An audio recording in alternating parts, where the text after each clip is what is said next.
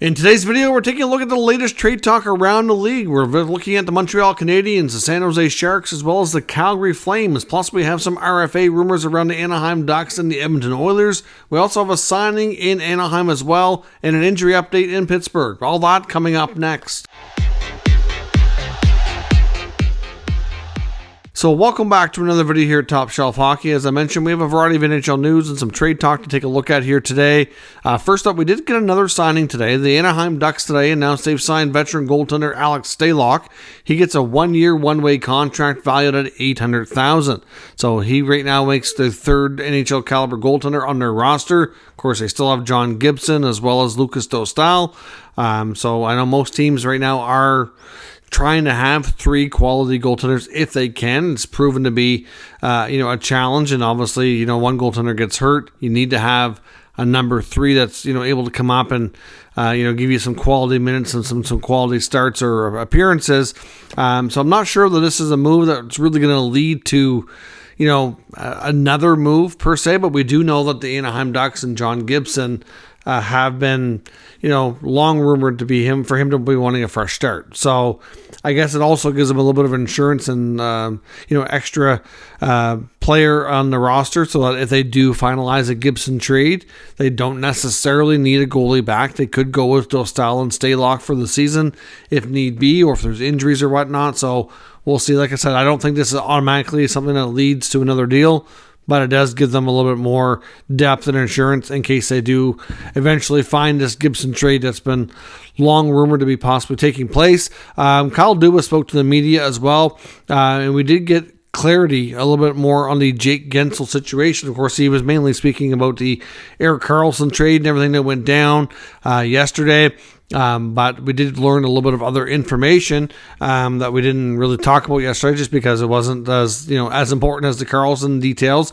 But winger Jake Guentzel, who we found out just a few days ago, he was announced to be having ankle surgery and being reevaluated in 12 weeks. So 12 weeks obviously is about 3 months. So that puts you, August, September, October. Looks like you'd probably be back in November sometime, but it said reevaluate it in 12 weeks. It didn't say returning in 12 weeks or anything like that. It just kind of made it sound a little bit more grim, but the way Dubas was talking about the situation, he estimated that Jake Guentzel may only miss around 5 games.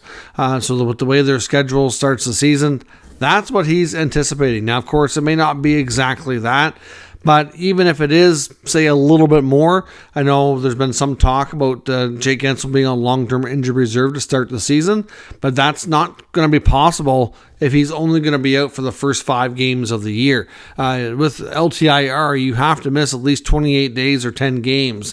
So it may not be a case for them to be able to do that. As we mentioned before, when looking at the other Penguin rumors or what might happen if the Karlsson trade went down or not, after it did go down, what it could mean for, what else they might do.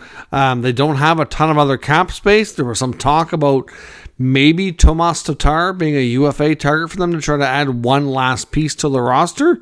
And I wouldn't be completely shocked that they maybe do attempt that, but they may not be able to do that without shedding another contract or demoting somebody, putting somebody on waivers or something else, depending on how much, of course, Tatar signs for. Because Guentzel will not be LTIR eligible. The thought originally was that maybe he would go on LTIR to start the year, and then, of course, at that point, once he was healthy and ready to return, the Penguins would have a decision to make. They'd have just basically a way for them to add to their roster to start the year, but to buy them some more time to make a more longer-term decision. And you never know. I mean, other teams have done this, and then you end up getting another serious injury before he comes back, and then you just end up still in LTIR and kind of, create a bit of a cycle there, but it could create more depth for you as well, right? But I'm not sure we're going to see that if Guentzel's only going to be out for 5 games. So we'll see. That might mean that the Penguins are more likely pretty well done. Dubas did make comments of that, saying that he didn't expect to do anything else that would be big. Of course, he didn't say, he's definitely not doing anything, but he said he didn't expect to do much. So he said it wouldn't be shocking to him if the team that he has on paper today is the team that shows up for day 1 of training camp. So we will see the Penguins, now that they've got their man in Karlsson, just might be done, at least for the time being. So we'll have to wait and see on that. A couple of rumors regarding some restricted free agents. I know Elliotte Friedman, and I also heard some comments on from Frank Saravalli as well on the Anaheim Ducks and Trevor Zegras. They both spoke to this separately. Friedman on the NHL Network, as well as Saravalli in the latest edition of his podcast, which came out after the Erik Karlsson trade broke this weekend. According to both insiders, Trevor Zegras, basically they were late starting. That's part of the reason why they're not super close to getting a deal done as of yet. It's believed that the Anaheim Ducks wanted to get Troy Terry done first, which of course he was done last week at 7x7.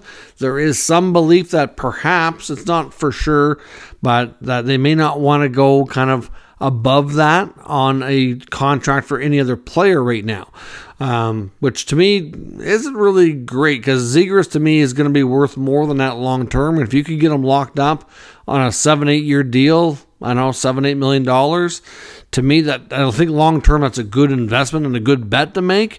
But Pat Verbeek and the Ducks may not be ready and willing to make that plunge here just yet. So it's possible, and it sounds like it might end up being a bridge deal for Trevor Zegras, maybe a 2-year deal, maybe in that, 5.5 million range, something along those lines. It's difficult to say exactly where they settle. I still think they'd be better off to go long term, but right now it sounds like short term might be more of a possibility. The other RFA rumor that we want to touch on today is in Edmonton with the Oilers and defenseman Evan Bouchard. Friedman believes this deal will be done in the short term, and that it could be announced, I would say pretty much. I wouldn't be surprised if it happens this week in the next couple of days. We're likely looking at a 2-year deal for Bouchard, around $4 million. His agent was Jeff Jackson. Of course, he had shared the same agent as Connor McDavid, who is now with the Oilers working as their new CEO. So clearly, I think there's a good relationship there. And then obviously he'd have a new representative now from his old agency. But still, with Jackson being there, they're definitely going to get this done. It's not going to be anything too major. According to Cap Friendly, though, if you look at their the Oilers cap situation on capfriendly.com, it shows them with $3.5 million in available salary cap space. But if they sign Bouchard to a $4 million deal, that would put them over by $500,000 roughly. But that shows them also with 13 forwards. So they very well could demote at least one player to the minors. They would have a couple of players that would be eligible, which may or may not need waivers, depends on who they go with. A player like Dylan Holloway, for example, would be still waivers exempt, so he could go down as the easiest option. Or if they wanted to put any other player like a Raphael Lavoie, who's as of right now projected to make the NHL roster according to Cap Friendly, he's on there.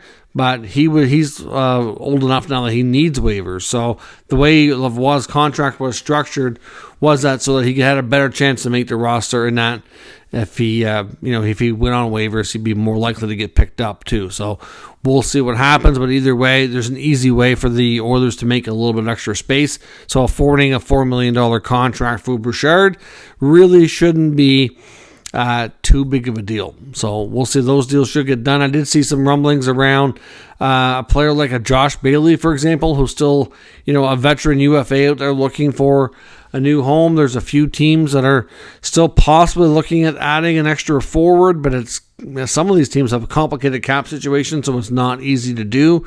I've seen teams like maybe reunite with his old coach, Barry Trotz, in Nashville. Of course, Trotz is now the GM there.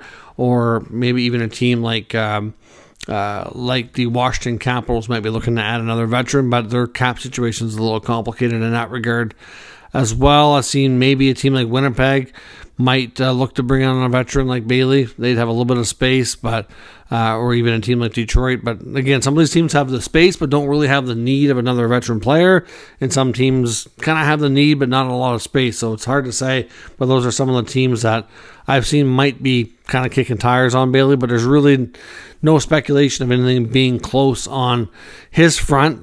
So he's certainly one of the more interesting names still out there. Even a guy like Tyler Mott, also interesting guy that's still out there as well. Now, with the Erik Karlsson trade finally getting done, that should, like we talked about yesterday, that created some more questions, if anything, for the Montreal Canadiens because of the moves that they made and their involvement in that 3-team deal. But we are going to touch on the Habs a little bit as well today, just with some further updates on what we touched on yesterday. But one thing, it's going to create some more questions for the Sharks, and I think for the Calgary Flames too. So, for example, I know there's already seen lots of talk on social media today with the Sharks rebuild now being fully underway, because I think the Karlsson trade is certainly, a major signal that they're going into a deep rebuild slowly but surely.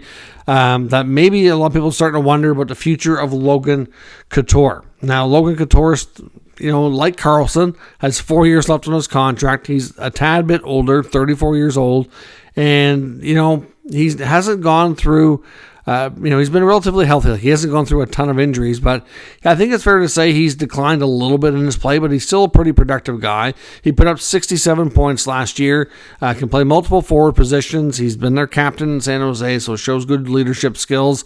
He does have a very restrictive trade protection built into his contract, though, where he has a 3-team no trade, so where he can authorize basically only 3 teams that he would go to.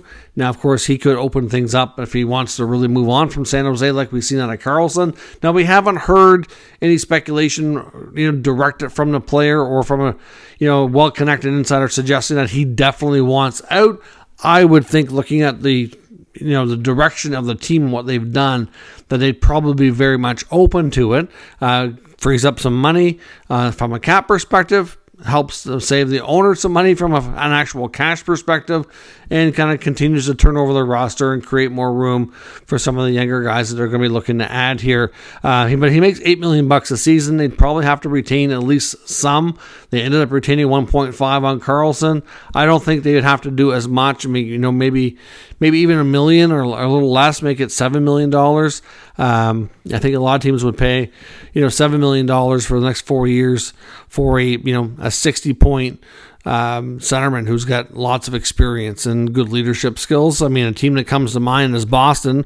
Again, it would be complicated from a cap perspective for them, so not the easiest deal to do. The Flames are another team. If the Flames do move Lindholm, which is kind of becoming expected here, Elias Lindholm has been offered mega long-term deals and is not signed. So, you think in Calgary that they could possibly look at that. But, is Couture going to want to go to Calgary? My suspicion is that he's going to leave. If he leaves San Jose, he's going to leave for a contending team that has a good shot at a cup. And I don't know that, as of today at least, that he would view Calgary as that team. I could see Boston being more likely if they come calling. But hard to say. But like I said, right now, there's no necessarily rumors from an NHL insider saying he's being, shopped. There's lots of conversations being had, but there's starting lots of talk online about what his future is and if he might be the next one to go out of San Jose. And the other spinoff here, as I mentioned here, is how this impacts the Flames, is now that Karlsson has been dealt, things likely should pick up on defenseman in the Calgary, Noah Hanifin. Hanifin's also a pretty legit, solid top 4 guy with lots of experience who's not overly old, not making a ton of money, and has made it clear he does not want to extend in Calgary and will be looking for a new team as early as next season if he's not traded and extended beforehand. It's believed he wants to go back home and play in the United States. We don't know exactly where. He is from an East Coast kind of guy. He's been linked to the Bruins forever. Doesn't mean he's going to go there, of course, but I know, like I said, even going back to the year he was drafted, the Bruins have been very, very fond of this player, and numerous times that he's been potentially available, they've always been a team that's popped up in the rumor mill. Like I said, I'm not sure now if that makes the most sense for them, but certainly wouldn't be shocking if they at least checked in on it. But now that Karlsson's off the board, Hanifin's and suitors likely are going to have to kind of come calling here and, try to push a little harder to get something done. But the Karlsson trade, it's not going to do Calgary any favors, because if you look at what they ended up getting in San Jose for Erik Karlsson, basically they got a first-round pick and a bunch of bad contracts. So I don't know that, the Flames are going to like that. Obviously, that's going to, maybe bring Hanifin's value down. But at the same time, different contract altogether. So it's a whole different scenario in that sense. Whole different age group. Obviously similar kind of player in a sense that he's a good skater, good offensively, but they don't really exactly play the same style. So at the same time, there's comparisons, and there's things that are very different about the situation. But I would expect that the talks around Hanifin should pick up. I know there was a pretty heavy rumor that I had on good authority last week that the Penguins were really shifting towards Hanifin. And like I said, it very well could be a bit of a smokescreen, a bit of a swerve, if you will, to try to put the pressure on San Jose to get a deal done. I still had reason to believe that Karlsson was their prime target, and it did happen that way. And maybe that's part of what moved things along. We'll have to wait and see. But Hanifin's definitely a player that's getting lots of interest. I would look at a team like Buffalo, for example. Makes a lot of sense. I'm not sure if the Bruins do. There's certainly a few other teams out there that could benefit from another defenseman as well. And in Montreal, as we talked about, Jeff Petrie. And of course, yesterday we also talked about the goaltending with the acquisition of Casey DeSmith. Does this mean that a guy like Jake Allen or Samuel Montembeault, could they move one of them now, or Caden Primo? What does this mean for goaltending? Because now they have 4 NHL quality goalies on their contract, which is certainly more than enough. They may carry 3 on the roster. They can probably do that from a cap perspective. I don't think it's great from a playing perspective, but at the end of the day, they don't want to just lose goalies for nothing here. So I do wonder, though, what this means for that situation. But the other player, of course, we weren't sure about was Jeff Petrie. Now, we do have a little bit more reason to believe today that it is much more likely that he is moved than he stays. Now, yesterday I talked about the fact that there was a good chance that he does get flipped to another team. That was information that came with NHL insiders as soon as the trade was kind of breaking and first being reported, and it made a lot of sense as to why. I mean, the Penguins have already retained some money on Petrie. They have him down to like 4.6, and then the Habs can retain 50% of that, get that down to like 2.3 or 2.3 and change. I mean, Petrie at that number for the next 2 years is a lot more attractive. So that makes a lot more sense that they would pick him up and flip him. Now, of course, when it comes to Petrie, though, a couple of reasons why people are coming to the conclusion that it's more likely that he is moved is, for starters, Ken Hughes, who's the GM of the Habs, was involved in this significant deal yesterday, and he's not been made available to the media as of yet. So that kind of lets us know that he's probably still working on something he's not done.